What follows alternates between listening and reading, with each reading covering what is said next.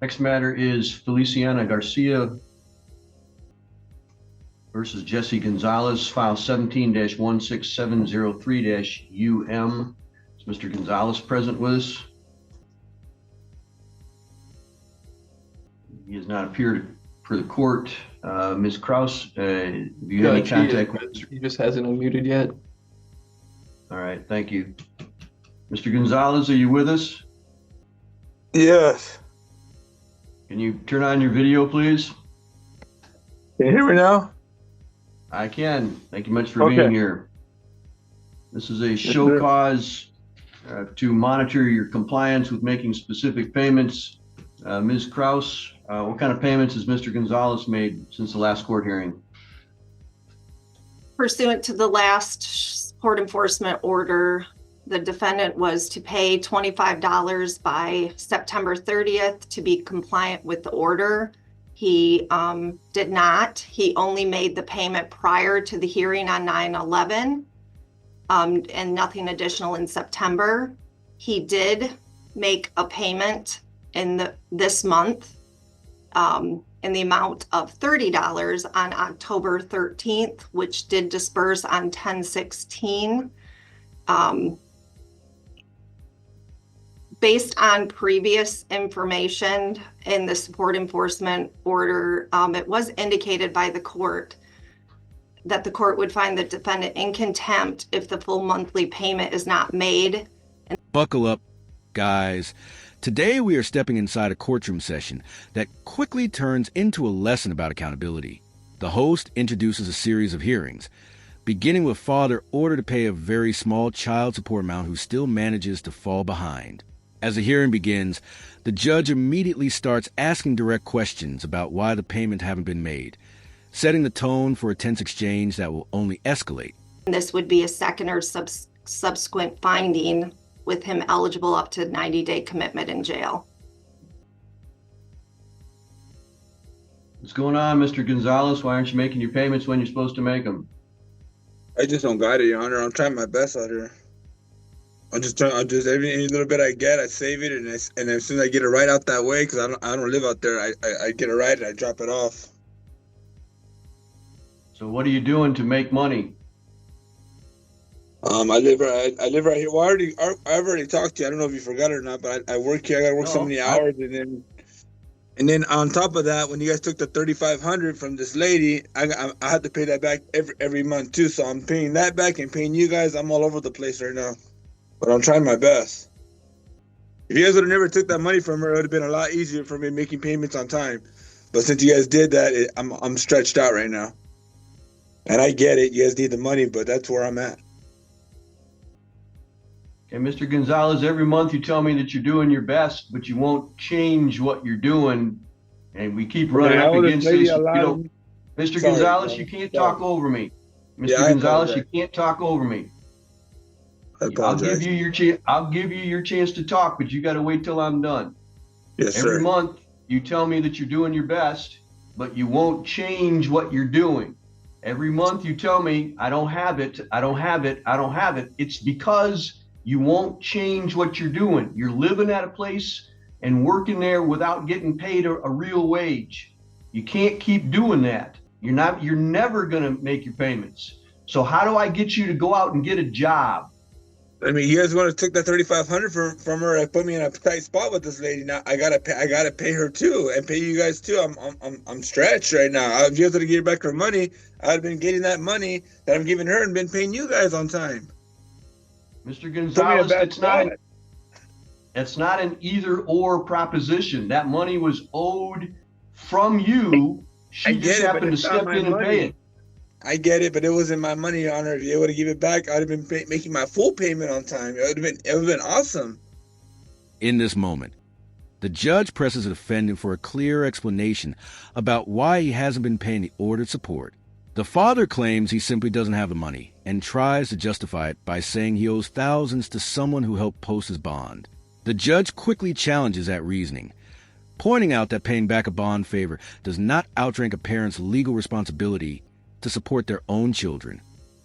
You are the one who incurred that bill, not the court. That was your responsibility.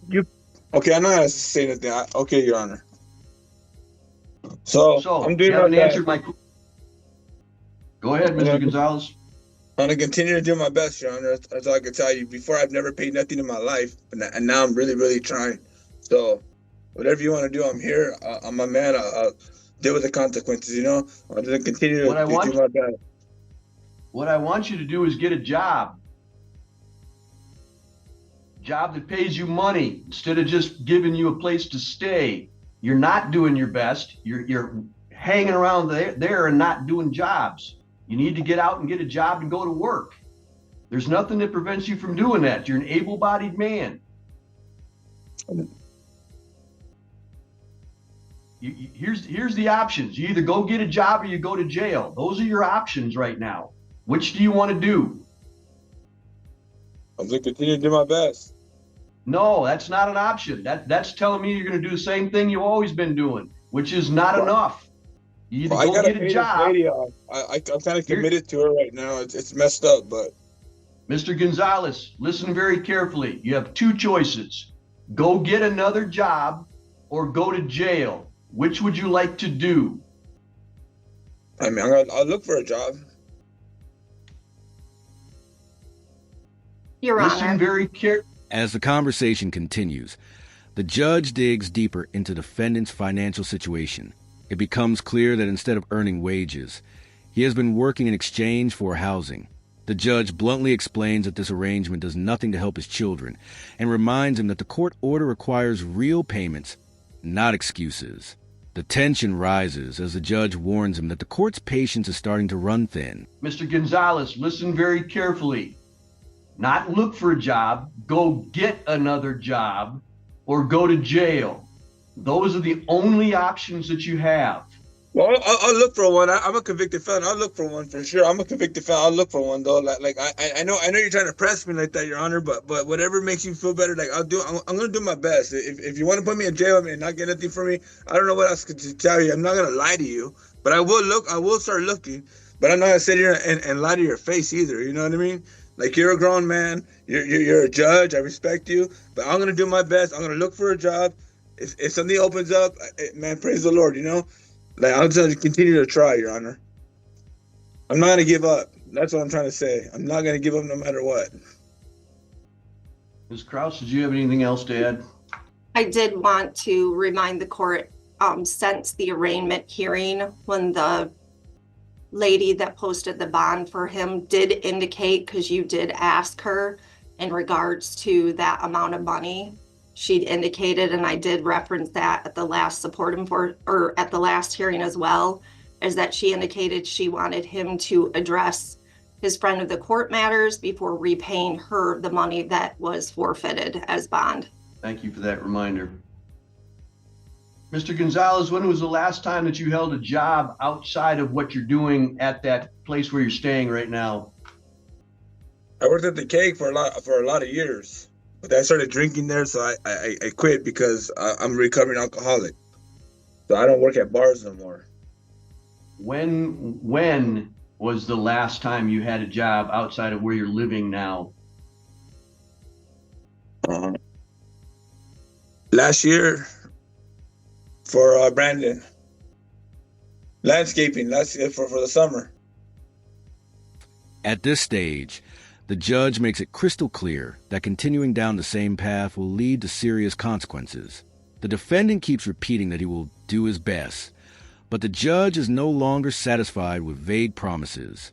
The court emphasizes that child support orders exist to protect the well-being of children, and simply hoping things improve without concrete action is not acceptable in the eyes of the law. All right. You have 30 days to find another job. If you do not find a job, you will go to jail for 7 days. When you get out, you must find another job. If you do not find a job, you'll go to jail for another 7 days. Do you understand what I'm saying to you? We're going to keep doing this until you get another job. All right. That will be the order. That will be the order of the court. You'll get a notice for next month. I'll see you in 30 days. Have a job, make your payments. Sounds good. Bye-bye. But I can't leave yet. I got another one. This is the second matter involving Mr. Gonzalez. This is Melissa Ricecroft versus Jesse Gonzalez, file 18-17322-DS. Ms. Kraus, can you tell me what the status is on this matter? In regards to the status on this case, it was adjourned to monitor compliance with making the specific payment of $321. It was indicated that the defendant was expected to pay $121 by September 30th to be compliant. He did not. He only made a specific payment prior to that September 12th hearing in the amount of $200. No additional payments were made in September. He did make a specific payment in the amount of $200 on October 13th. We would just be seeking the same as prior in regards to enforcing that order. All right, same thing, Mr. Gonzalez. You've got 30 days to get a job. If you don't have a job, I'm going to find you in contempt and send you to jail for 7 days.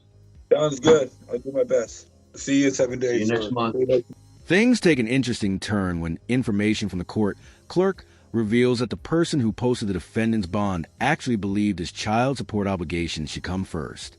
That revelation undercuts his entire argument. The judge responds by issuing a firm directive. He has 30 days to find legitimate employment, or he will begin serving short jail sentences until he demonstrates real compliance. Yep. All right, so we are back on the record. This is file 2402367, SC Ignite Credit Union versus Flores. Mr. Flores, you said that at this point in time, you do not think you owe the credit union back this $1,566.71. Is that correct? Correct. All right. Then I'm going to have proofs there with you, Becky. First of all, could you tell us your whole name and tell us what it is you do for the credit union? Sure. My whole name is Rebecca Lynn Aldridge. I'm a collection specialist for the Ignite Credit Union. All right. And then we are here on Mr. Flores' case. What is the nature of the action here? What is it that you're saying has happened that he would owe money to the credit union? Sure. So he had an account with us, a savings and a checking account that he drew negative. And with that account being negative, was never paid back. So he owes us money for the negative checking and savings account that he had with us. And that's the balance, $1,566.71. Yes. And he is stating that he was in jail. These transactions happened in the beginning of the year, and he didn't go to jail until the end of the year. All right. So he was not locked up. For 2 years. I was in jail for the last 2 years. What are you talking about? Okay, so sir, let me explain how this goes. And this checking account is just his name? The checking account is just in mine. his... I just got out of jail, Your Honor. You can look me up. I went to jail back on December of whatever that year was. I didn't get out till July 9th. No, sir. Sir, we have to be more specific than that. You can't say whatever that year was. When were you incarcerated? December of 2022. All the way through. Correct. All the way through. And then when did you get out? July 9th of 2024. All 3 right. months ago. So you were incarcerated for about a year and a half, a year and 7 months. Yes, sir. You can look me up. I left from Allegan County right there. Look me up. And then, and that was here in our jail? Yes, sir. I went from there to prison. All right, because that's not correct, sir. You can't be locked up in jail for over a year. Do you hear what I said? Can't happen. Do you hear what I said, sir? I went to jail for 4 months. Listen to me. Jail is when you're locked up for under a year. Prison is when you go for more than a year. I know that. Do you hear what I'm saying, though? I got locked up in you Allegan just told me County you were jail. here in Allegan County Jail from December 2022 to July 2024. No, from December of 2022 till April 10th of 23. And then I went straight from there, from Allegan County, straight to prison until July 9th of 2024. We had him on ATM footage. The video then transitions to a completely different courtroom matter involving a dispute with a credit union. The bank claims a man owes over $1,500 because his account went deeply negative. The defendant insists he couldn't have made the withdrawals because he was incarcerated at the time. The judge listens closely and begins asking questions that slowly start exposing gaps in that explanation. Before that, we have on my cameras. Well, Ms. Aldridge, it really wouldn't matter for purposes of a small claims hearing. Okay. So, sir, essentially, here's what's happening. Someone is spending money in an account that is solely attributable to you. And so Well, that's fine, but she says they got me on camera. That's impossible. I was incarcerated. Mr. Flores. Go ahead. And I Yes. told her, stop talking. It's my turn. I know it's hard when you're on the phone rather than video, but I'm going to talk for a while, so just listen. Yeah, I'm sorry. I don't understand. We wouldn't even, okay, listen. We wouldn't even get into whether or not that's you or not, okay? For purposes of a small claims hearing. So here's the situation. You have an account with the credit union. That account is in your name. In other words, you have the power to draw on that account, and you have the power to authorize people to draw on that account. And someone could draw on that account that doesn't have permission, right? Those are the three scenarios.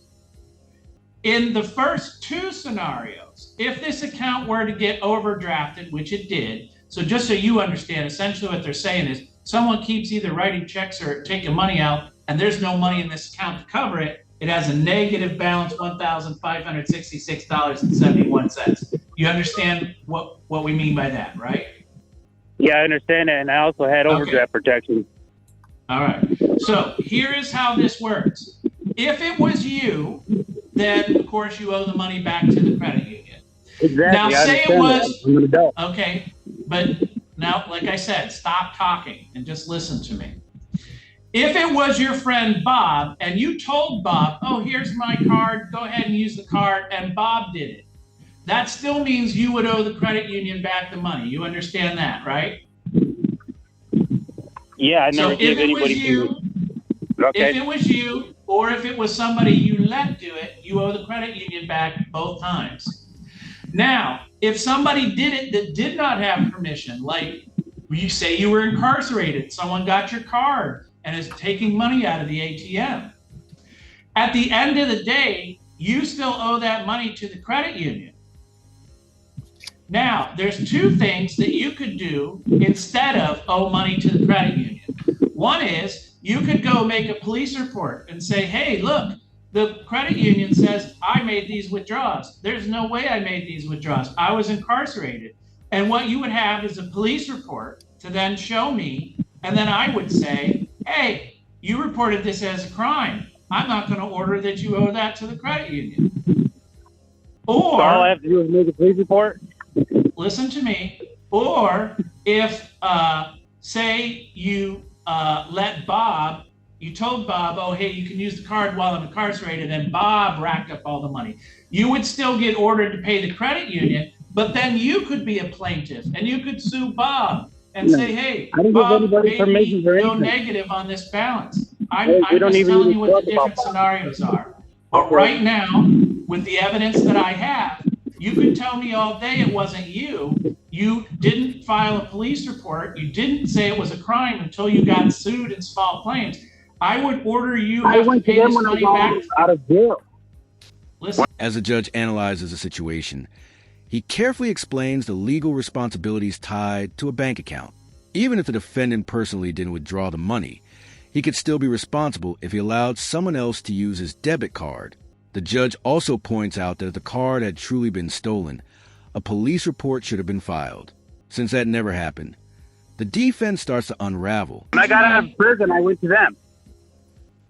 Okay, but that was July of 2024. Did you ever report this as a crime? No, because I went to them and told them I was going to get the proof of incarceration. But now that I figured since I was going to court, you could easily look me up and see that I was incarcerated and see that I didn't do these transactions. Okay, listen. That's simple. That's simple. Here's the problem. You're telling, as a judicial branch, I wouldn't do your investigation for you to prove that it really wasn't you.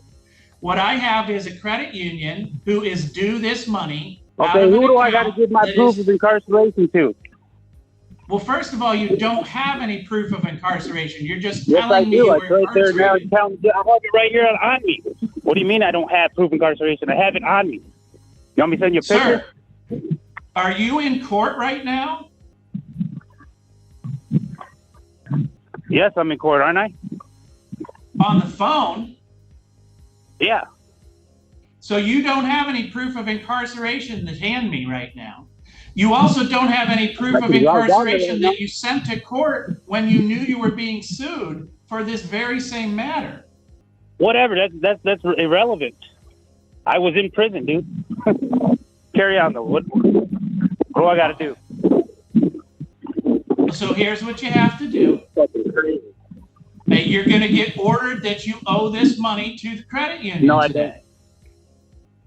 Well, you can say that, but until you report it as a crime, you're essentially just saying, nah, I don't owe the money. I was incarcerated, Your Honor, or whoever you are, referee. All right, listen to me. When did you find out you were getting sued by the credit union? About 4 days ago. All right. When I got served. So you only got served to be here 4 days ago? Something like that. They're trying to find me, and they know I'm on parole, and whoever the bailiff was wouldn't even call my parole agent or anything. It was ridiculous. Sir, why is everyone else supposed to solve your problems for you? Because they're the ones looking for me. I ain't looking for them. This claim and affidavit was filed in September. I don't care when it was filed. Okay, so I am going to order damages in the amount of $1,566.71 and costs in the amount of $119.16. Sir, there was a path that you could have easily avoided this, but you did none of it, that work. Nobody fucking told me anything. What are you talking about? What do you mean no one told you anything? You got a piece of paper saying you're being sued by a credit union for overdrafting your checking account. Whatever, dude. You're then ridiculous. You showed up in court. You're not a judge, are you? You're not even a judge. You just told me I wasn't in court. Did you not 5 minutes ago just tell me I was not in court or something? Come on, guys. Yes, because you said you had proof on you to give to me. What's your name again, sir? Dan Norbeck. So you're not even a judge? No, sir. I'm the magistrate who's hearing your small claims hearing right now. So your right to appeal is, if you disagree with this finding, you have 7 days to appeal this. That window of opportunity closes after 7 days. Secondly, you must come in and file for that appeal in writing. You cannot just call the court and ask for it. Do you understand your rights on appeal? No. Okay. Which one of those two parts do you not understand, sir? I could explain it to you again. Oh, I'm sorry. I'm good. I was talking to somebody else. Oh, okay. Then you are all set. I will draw this up and send it out to parties. I'm going to go ahead and release parties at this time. Thank you. Now the focus shifts again to another courtroom matter involving a man accused of carrying a firearm onto school property. Law enforcement testifies about the encounter, explaining that the man initially claimed the weapon was just a toy and failed to disclose his concealed carry permit. As the testimony unfolds, the judge listens carefully while the defendant prepares to explain his version of events. Hello? Mr. Rice, there you are. Oh my gosh, I don't know what's going on here. The phone that red light or the red line came out. You're okay. All right. Mr. Rice, you were present a couple minutes ago when the court explained the procedure for these hearings today, correct? Correct. So you understood the court to instruct you that you must select from one of three options to protect your rights, correct? Yes, sir. Thank you. Mr. Rice, the citation before the court indicates that on August 24 this year at about 2:15 in the afternoon, you were operating a motor vehicle in the city of Royal Oak, 1500 Lexington. And at that place and time, strike that. I don't see a vehicle here. You possessed a concealed pistol on Royal Oak High School grounds. And let's see here. A CPL was produced. Pistol was a registered firearm. So it's a fail to disclose to peace officer civil infraction. This is not a crime. You have 3 options today, Mr. Rice. You can admit responsibility. You may admit and explain, or you can deny responsibility, and we will take testimony. What do you wish the court to do? So, admit, or the second one was what? You can admit and explain, which is usually what most folks do, or you may deny responsibility and we'll run a quick trial. I'm going to deny responsibility. No There's worries. a lot. Please raise your right hands. Yeah. You both solemnly swear the testimony you shall give before this court shall be the truth, so help you God. Yes. Thank you very much. The officer has the burden, Mr. Rice, then it's your turn. Yeah, Your Honor, on August 24th of this year at about probably would have been around 1:30 in the afternoon, we were dispatched to someone behaving strangely and recording their interactions with people. Upon arrival, we spoke with somebody who indicated that that individual was walking on the track of the high school. Described their strange interaction while he had a small child with him, and then walked over to drove over to the track where we had observed the gentleman walking on the track, and then was flagged down by a second individual about the guy on the track who had possibly had pepper spray in his hand, but also had other types of weapons with him on his person. Okay. And then Mr. Rice approached us. When he approached us, he did not have pepper spray in his hand. However, he had some sort of body-worn stuff on, which had a baton, pepper spray, and under his left armpit, I believe it was his left armpit, was displayed a handgun. After the interaction, Mr. Rice at no point made any effort of telling us he had a CPL in a weapon-free school zone, and in fact told us that the gun was a toy gun, that it wasn't real, and attempted to make us ask no further questions on it. When the gun was retrieved, it was in fact a registered firearm registered to Mr. Rice, and he did have a CPL with him. When I requested the CPL and his Michigan ID, he handed the CPL to me, but initially refused to hand his ID card to me until a supervisor got there. Again, throughout this interaction, Mr. Rice made no effort of displaying his CPL to me and notifying me that he possessed a CPL while carrying a firearm in a weapon-free school zone. And also, when asked about the weapon, it indicated to us that it was a toy gun and not a real firearm. Thank you. Is there anything further you wish the court to know, Officer Nadrowski? No, I would say that Mr. Rice's choice of carrying the firearm could be considered concealed. It was in a holster underneath a strapped band. A CPL holder is allowed to carry open carry to and from school drop-off. During August 24th, school was not in session yet, so he was not to and from drop-off for school. Carrying his weapon outside of the code as it's written. I see. Okay. Is there anything further? I have nothing further.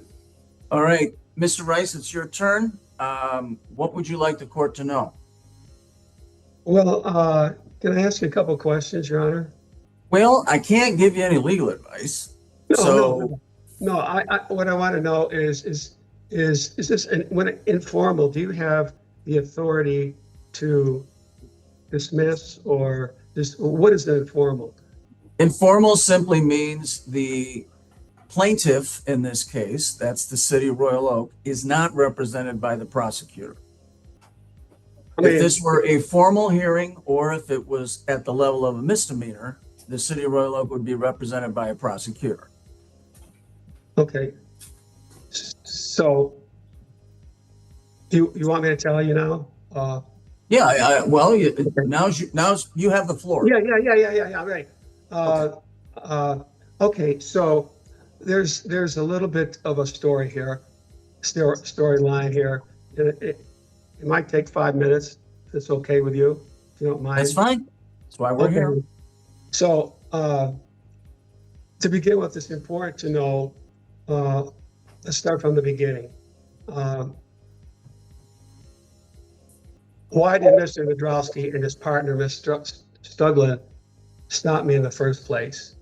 Here's a little background information. I live about a block away from the school, and I walk near there every day for 5 months, for 3 hours a day. I estimated 1,500 miles, 450 hours, and 98% of those 1,500 miles were walked on public domain streets, Crooks, Normandy, and Lexington Boulevard. Those are maintained by the city of Royal Oak. And I preferred there because I was subject to a lot of daily harassment issues. And at times I was forced to temporarily alter my walking pattern to try to avoid those harassing activities. I wore a body camera every day for legal purpose. So I had everything that took place on that day from what these two people allegedly said, which was a lie, and all through the conversation with Mr. Nadrowski, Struggling, and his supervisor. One point I want to add out right now is that I did hand, and it's on video, so he can't say that it didn't happen. I handed him my driver's license and CPL. At first, I didn't want to give him the driver's license because we were at a different stage. So let me continue with that. So I was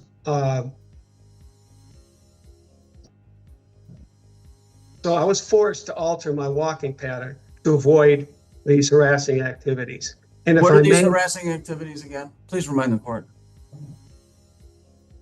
Just what is people walking their dogs with no leashes, when their dogs without a leash.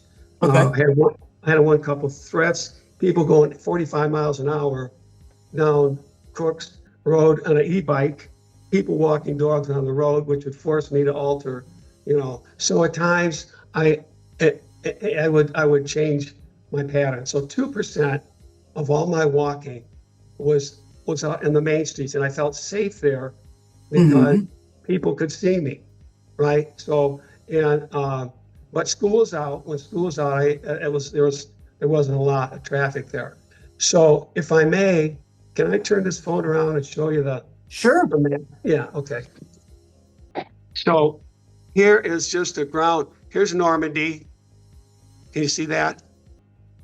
Crooks and Lexington Boulevard. So almost 1,500 miles was logged here. I'm a walker. I'm retired. That's great. And so sometimes when I'd have harassment up here, I would go down here and I walk the parking lot. But the school's way over there. So here is where one of the persons who I call him swatter, or someone who maliciously I call them gang stalkers. And I don't know if you know what gang stalker is, but it's a real issue. Anyway, so then I walked over here, did a few laps, and I don't know what Mr. Nadrowski's talking about. I never said a word to this person. And I came out here, and here is where Mr. Nadrowski and I had met, and he just drilled me. he went off on me like, in fact, here's the words that why I'm pleading not guilty. So I'm saying I'm not guilty based on extenuating circumstances, harassment, intimidation, coercion, gang stalking, and false reporting or swatting by those two people that I showed you in that area. That distance was a quarter of a mile, roughly a quarter mile apart. And that all of this occurred 30 minutes before Mr.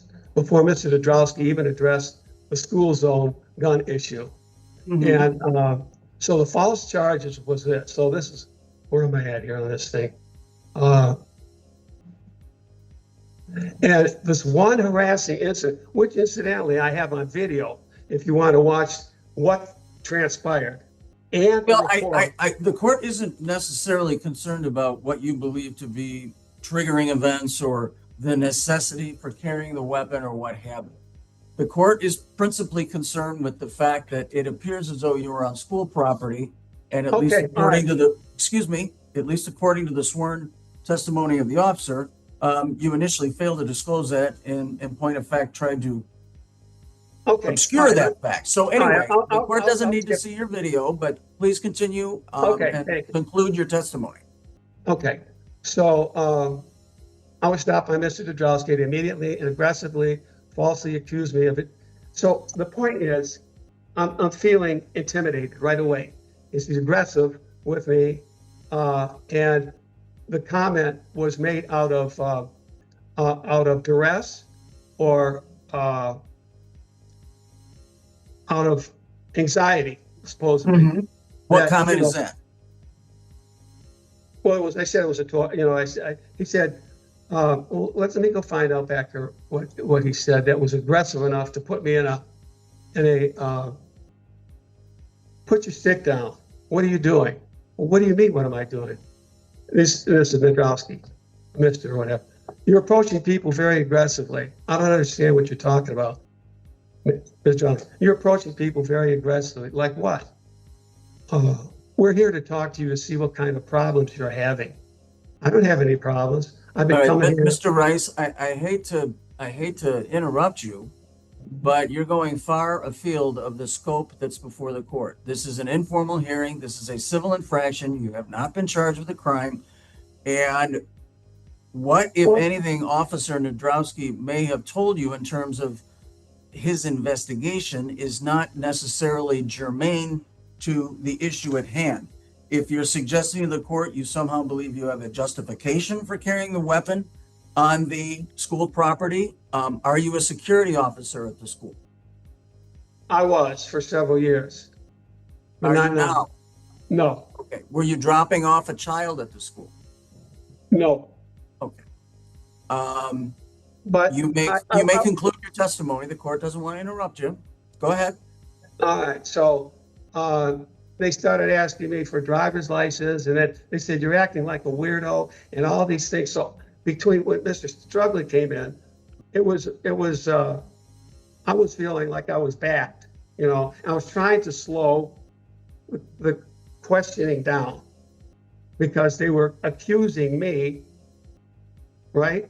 They're accusing me of acting weird and so on and so forth. And I was starting to feel like it was going to turn into a physical altercation. At one point, he said to me, he goes, well, let me just continue for a minute, and then you could decide what, But so the point is, I was feeling like, let me get back to where I was right here. I initially said it was a toy gun, but that was an impulsive response that was made out of duress or heightened concern provoked by his aggressive, intimidating, harassing, and false accusations questioning. I was trying to slow the whole conversation down before it got what I felt was turning into a physical altercation, but he was going to make it physical. So there was intimidation there. The gun was visible on my side, and I wasn't hiding anything, and that's how he saw it and commented on it. It wasn't concealed. When he asked me for my CPL license, I gave it to him. I believe they knew it was real. I even told their supervisor when I asked for a supervisor, because it was starting to get to a level of, he said to me, Okay, Mr. Rice, I advised you once before. The back and forth, the tick-tock between you and the officers is not germane. The court asks you if you meet one of the exceptions for possession of a weapon on school property. Apparently your answer is no, correct? Yeah, I think that I was just trying to have something to protect myself. All right, very well. I mean,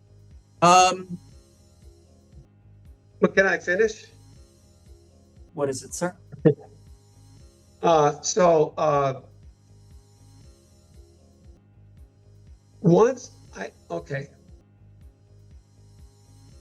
So that's why I said what I said. I said, okay, the court's not really concerned with why you said what you said, okay? This is more or less a strict liability circumstance. So what you said, what they said, it kind of just boils down to, where were you? Did you have the weapon? Did you initially fail to conceal? Okay. The court believes it has a very good handle, as well as it can at this point, around the facts and circumstances. And at this point, the court will turn to Officer Nadrowski for any rebuttal testimony. Well, yeah, Your Honor, it happened as I said. I don't know what his feelings are about how he feels I acted that day. I assure you my demeanor is, as you see it here today, this is something I encounter from time to time, people that try to get a rise out of me, and it doesn't work with me, unfortunately. Mm-hmm. However, I did find that he was violating his CPL and failing to notify me of it. Okay. Mr. Rice, again, the court believes that, you know, in your mindset, you believe you were acting in good faith. The bottom line is this: the civil burden of proof is a mere preponderance of the evidence. This was a circumstance, quite frankly, where you could have been charged with a criminal offense, but that did not occur. All right.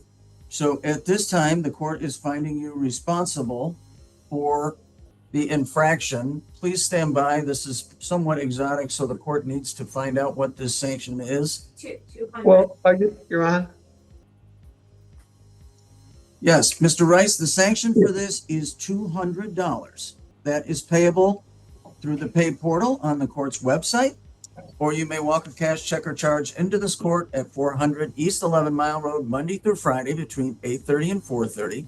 This is due within 7 days. Mr. Rice, if you take exception to this court's ruling, and the court has the impression that you might, you have an absolute right to appeal this matter before the chief judge of the district. The matter would be placed on the formal hearing docket, and at that juncture, on the formal hearing, the city would be represented by City Prosecutor Ryan Koluzny. So $200, either as a bond or as a fine, within 7 days. That completes your hearing. No matter who or what you think is threatening you, you can't subjectively change the rules to meet your personal circumstances, okay? Ours is a rules-based society. The yellow stripe of paint going down the road is what separates chaos from order. The court indicates what the ruling is, what the sanction is, and that is your hearing, sir. Good luck to you.